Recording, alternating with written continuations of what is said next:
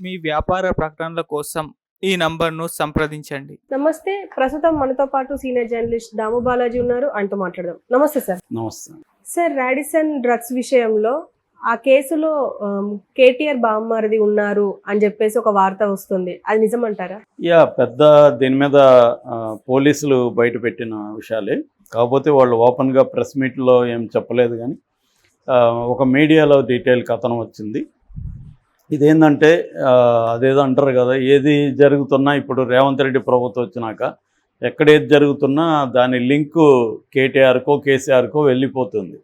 ఎందుకంటే రేవంత్ రెడ్డి ప్రభుత్వం అనేది కేసీఆర్ను కేటీఆర్ ఫ్యామిలీని బదనాం చేయడం, వాళ్ళని అవినీతి పరులుగా చిత్రీకరించడం, తెలంగాణ దారుణమైన పరిస్థితులకి వెళ్ళిపోవడానికి ఆ ఫ్యామిలీనే కారణం అని చెప్పడం, తర్వాత ఇదంతా కూడా జనరల్ ఆరోపణలు అయితే పర్టికులర్గా ఒక్కొక్క ఆస్పెక్ట్ని తీసుకొని, అంటే గత ప్రభుత్వంలో ఏది గొప్పగా వాళ్ళు చెప్పుకున్నారో వాటిల్లో ఎంత పెద్ద స్థాయిలో అవినీతి జరిగిందనేది చెప్పడమే రేవంత్ రెడ్డి. అంటే వాళ్ళ బలాలు ఏవైతే ఉన్నాయో అవి బలాలు కాదు, అవి తెలంగాణ పాలిట శాపాలు అన్నట్టుగా ఒక నెరేటివ్ని రేవంత్ రెడ్డి తీసుకొస్తున్నాడు. చాలా ప్లాన్డ్గా తీసుకొస్తున్నాడు. ముఖ్యంగా కాళేశ్వరం ప్రాజెక్టు సాగునీరుది అతిపెద్ద ప్రాజెక్ట్, ఇది దాదాపు 1,00,000 కోట్ల పెట్టుబడితో చేసిన ప్రాజెక్టు. దానివల్ల ఖచ్చితంగా రైతులకు మేలు జరిగింది.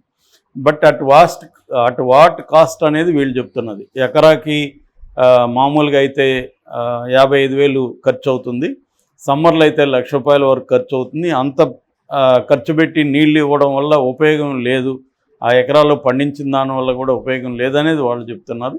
వీళ్ళేమో మీరు ఎగ్జాగరేట్ చేసి చెప్తున్నారు, అంత రాదు, మనకి వేరే మార్గం లేదు, మనకు ఎందుకంటే నదికి కింద లేదు మన ల్యాండ్కి కింద నది ఉంది, కాబట్టి ఎత్తిపోతల ద్వారా మాత్రమే సాధ్యం తెలంగాణకి నీళ్ళు అందించడం. అందుకని ఇన్ని రోజులు సాధ్యం కాలేదు, మేము సాధ్యంగా అన్న దాన్ని సుసాధ్యం చేసాం. రెండోది ఒక రియల్ ఎస్టేట్ లాగా మాట్లాడుతున్నాడు, ఏజెంట్ లాగా రేవంత్ రెడ్డి. ఎందుకంటే అతను రియల్ ఎస్టేటే కాబట్టి అట్లా ఆలోచించి ఇది లాభమా నష్టం అనే ఆలోచించము. రైతులకి లక్షలాది మంది రైతులకు మేలు జరిగినప్పుడు ప్రభుత్వం ఖర్చు పెడుతుంది అనేది వీళ్ళ వాదన. అట్లాగే అతను మిషన్ భగీరథలో కూడా అది తాగునీరు ప్రాజెక్టు, దాంట్లో కూడా అవినీతి జరిగిందని, తర్వాత సెక్రటేరియట్ అది కూడా చాలా గొప్పగా నిర్మించామని కేసీఆర్ చెప్పుకుంటున్నాడు, దాంట్లో పెద్ద ఎత్తున అవినీతి జరిగిందని, ప్రగతి భవన్లో కూడా అవినీతి జరిగిందని, ఫార్ములా రేసు దాని గురించి కూడా గొప్పగా చెప్పుకుంటున్నా అది జరిగిందని, తర్వాత హైదరాబాద్ అభివృద్ధి, హైదరాబాద్లో రియల్ ఎస్టేట్ కావచ్చు, ప్రైవేట్ కంపెనీలు కావచ్చు, పెద్ద ఎత్తున అభివృద్ధి చేశామని చెప్తుంటే ఇదంతా అవినీతిమయమని ఆ శివబాలకృష్ణని పట్టుకోవడం, ఇలాగా స్పెసిఫిక్గా ఒక్కొక్క దెబ్బ కొట్టుకుంటా రేవంత్ రెడ్డి వెళ్తున్నాడు. మరి ఇది ఓన్లీ ఎక్స్పోజ్ చేసి ప్రజల్లో వ్యతిరేకత పెంచడం కోసమేనా, నిజంగా వాళ్ళని జైల్లో పెడతాడా? జగన్ అక్కడ చంద్రబాబుని 52 రోజులు జైలు ఎలాగ పెట్టాడో ఇక్కడ కూడా ఏమన్నా రేవంత్ రెడ్డి పెడతాడా అనేది చూడాలి. ఎందుకంటే సిమిలర్గా మనం జగన్ని కంపేర్ చేయొచ్చు. రేవంత్ రెడ్డి కూడా గత ప్రభుత్వంలో జరిగిన అవకతవకల మీదే ఫోకస్ ఎక్కువ పెడుతున్నాడు, జగన్ కూడా అదే చేశాడు. అయితే జగన్కి రేవంత్ రెడ్డికి ఉన్న తేడా ఏంటంటే అక్కడ జగన్కి తీవ్ర వ్యతిరేకత ఉంది. అంటే అక్కడ జగన్ ఢీకొంటున్న వ్యక్తి చంద్రబాబు మామూలు వ్యక్తి కాదు, అతనికి మీడియా సపోర్ట్ ఉంది, కోర్టుల్లో బలం ఉంది, వ్యవస్థల్లో తన మనుషులు ఉన్నారు. దానివల్ల అతన్ని ఢీకొనడం జగన్కి అంత ఈజీగా లేదు. కానీ ఇక్కడ రేవంత్ రెడ్డికి విషయానికి వచ్చేసరికి కేసీఆర్కి అటువంటి బలం లేదు. కేసీఆర్కి ఓన్ మీడియా, బలమైన మీడియా లేదు. ఆయనకు ఉన్నది ఏదో 1-2 ఉన్నాయి, అవేం పెద్ద ఎఫెక్టివ్ కాదు. ఇక్కడ ఉండే తెలుగుదేశం మీడియా అంతా కూడా రేవంత్ రెడ్డికే హెల్ప్ అవుతుంది. సో ఆ విధంగా లేదు. అట్లాగే వ్యవస్థల్లో చంద్రబాబు లాగా ముందు చూపుతో తన మనుషులను పెట్టడం అట్లాంటిది కేసీఆర్ చేయలేదు. రెండవది కోర్టులకు సంబంధించి, లీగల్గా సంబంధించి కూడా కేసీఆర్కి చంద్రబాబుకు ఉన్నంత బలం లేదు. సో ఈ యాంగిల్స్ నుంచి చూసుకున్నప్పుడు ఇక్కడ రేవంత్ రెడ్డి బలమైన వ్యక్తిగా చెప్పుకోవచ్చు. ఇది నేను చెప్పేదే కాదు, ఇండియన్ ఎక్స్ప్రెస్ రీసెంట్గా ఒక 100 most powerful people in India అని నిన్న అనౌన్స్ చేసింది. అందులో రేవంత్ రెడ్డి 39వ ప్లేస్లో ఉంటే జగన్ 56వ ప్లేస్లో ఉన్నాడు. దాన్ని బట్టి జగన్ కంటే రేవంత్ రెడ్డి 15 స్థానాల్లో ఎక్కువ ఉన్నాడు, అడ్వాన్స్గా ఉన్నాడు. సో దానికి కారణం వచ్చి ఇవన్నీ అన్నమాట. అంటే మనం బలవంతుడంటే మన ప్రత్యర్థి బలహీనంగా ఉండడం కూడా ఒక క్రైటీరియా కదా. ఇప్పుడు నువ్వు స్ట్రాంగ్గా ఉంటే నేను స్ట్రాంగ్గా ఉంటే అప్పుడు నా ఎవరు స్ట్రాంగ్ అనేది తక్కువ ఉంటుంది. నువ్వు బాగా వీక్గా ఉండి నేను ఒక మాదిరి స్ట్రాంగ్గా ఉన్నా కూడా నేను చాలా స్ట్రాంగ్గా కనిపిస్తా. అలాగా ఇక్కడ రేవంత్ రెడ్డి స్ట్రాంగ్గా ఉండడానికి అపోనెంట్స్ వీక్ అయిపోవడం కూడా కారణం.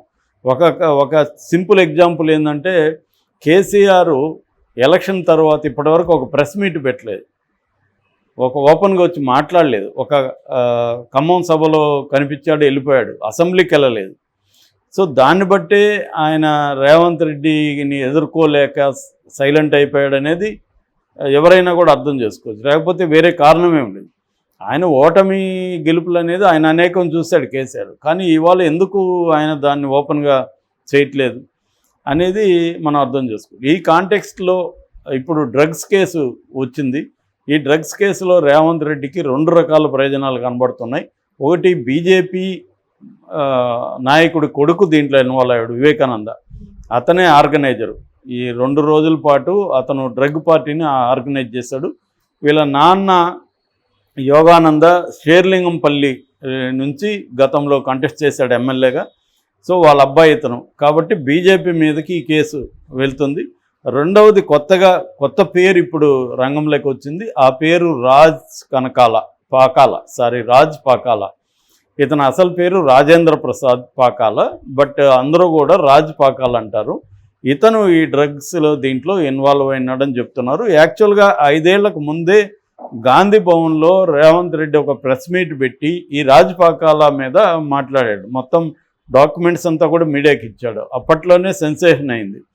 సో అందువల్ల రేవంత్ రెడ్డికి రాజ్ పాకాల మీద క్లారిటీ ఉంది కాబట్టి ఇప్పుడు ఈ డ్రగ్స్ కేసులో అతని హ్యాండ్ని తీసుకురమ్మన్నారు. ఇది ఎలా బయటకు వచ్చిందంటే, ఈ డ్రగ్ కేసులో అనేక మంది సెలబ్రిటీలు దొరికారు. క్రిస్ కూడా ఉన్నాడని చెప్తున్నారు. ఇప్పుడు ఇందులో కేదార్నాథ్ గురించి కూడా మనం చెప్పుకున్నాం. కేదార్నాథ్ ఎవరంటే, ఈయన మన అల్లు అర్జున్కి బిజినెస్ పార్ట్నరు, కొన్ని సినిమాలు నిర్మించాడు. ఈ కేదార్నాథ్కి హైదరాబాద్లో కూడా దాదాపు 7 రెస్టారెంట్లు ఉన్నాయని చెప్తున్నారు. ఇతర వ్యాపారాలు, ఈవెంట్ మేనేజ్ సంస్థలు ఇవన్నీ ఉన్నాయని చెప్తున్నారు. ఇప్పుడు ఈ కేదార్నాథ్ వెనుక ఈ రాజ్ పాకాల ఉన్నాడు. ఈ కేదార్నాథ్ రాజ్ పాకాలకి బినామీ. ఈ రాజ్ పాకాల ఎవరో కాదు, కేటీఆర్ బావమరిది, స్వయానా కేటీఆర్ బావమరిది. అంతకుముందు బీఆర్ఎస్ ప్రభుత్వం అధికారంలో రాకముందు ఇతను ఒక చిన్న ఈవెంట్ మేనేజర్గా ఉన్నాడు. అలాంటి వాడు ఇప్పుడు ఆ ఈవెంట్ మేనేజ్మెంట్ అనేది వరల్డ్ వైడ్ ఈవెంట్ మేనేజ్మెంట్ అయిపోయింది. చివరికి న్యూ జెర్సీలో కూడా మిర్చి రెస్టారెంట్లో ఇతను ఉంది. దానికి కూడా అక్రమంగా మనుషులు రవాణా చేశారనే కేసు కూడా ఇతని మీద ఉంది. అట్లాగే ఇతను తరపున మొత్తం చూసుకునేది కేదార్నాథే. ఇతను బఫేలో వైల్డ్ వింగ్ అనే ఒక సంస్థ పెట్టి దాని ద్వారా 7 రెస్టారెంట్లు నడుపుతున్నాడు. తర్వాత హై లైఫ్ అని, జూబ్లీ 800 అని 2 పబ్బులు నడుపుతున్నాడు. ఈవెంట్స్ నవ్ అనే ఒక సంస్థ నడుపుతున్నాడు. ఇవన్నీ కూడా కేదార్ ఫ్రంట్లో ఉన్నాడు, కానీ బ్యాక్ ఎండ్లో అతనికి రాజ్ పాకాలే ఉన్నాడు. ఇతను చివరికి విమానాల అద్దెకు కూడా కేదార్ నడుపుతున్నాడు. అది కూడా ఇతందే అని చెప్తున్నారు. గతంలో నవదీప్ 2-3 కేసుల్లో అరెస్ట్ అయ్యాడు డ్రగ్స్లో. నవదీప్, రాజ్ పాకాల, కేదార్నాథ్ ముగ్గురు ఉన్న ఫోటోలు కూడా పోలీసులకు దొరికాయని చెప్తున్నారు. ఇలాగా మొత్తంగా ఇవాళ రాజ్ పాకాల ఒక 14 కంపెనీలకు అధిపతి అని చెప్తున్నారు. అంటే ఈ 10 ఏళ్లలో అతను చాలా వేగంగా ఎదిగాడు, విస్తరించాడు. సో ఇదంతా కూడా రాజ్ పాకాల చేయడం వెనక కేటీఆర్ ఉన్నాడనేది వీళ్ళు చెప్తున్నారు. గతంలో కేదార్ పార్ట్నర్ అశ్విన్ జైన్ అనే అతనితో కూడా వీళ్ళకి సంబంధాలు ఉన్నాయని చెప్తున్నారు. సో ఇతను రెగ్యులర్గా డ్రగ్ పార్టీలు ఇప్పిస్తుంటాడు. కేదార్ గచ్చిబౌలిలు జరిగే పార్టీలు అన్నిటి వెనక కూడా ఇతను ఉంటాడు అనేది కూడా కాంగ్రెస్ ఆరోపిస్తూ ఉంది. సో దీని మీద ఇప్పుడు ఈ టీఎస్ న్యాబ్ వాళ్ళు విచారణ జరుపుతున్నారు.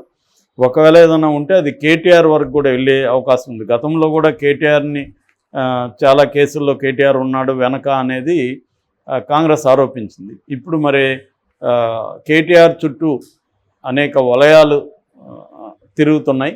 అది మరి ఆయన్ని బంధిస్తారా, ఏదైనా అరెస్ట్ చేస్తారా, లేదా ఎలక్షన్ల వరకు ఇటువంటి కుంభకోణాలు బయటికి తీసి వాళ్ళకి ప్రజా వ్యతిరేకతను పెంచుతారా అనేది మనం చూడాలి.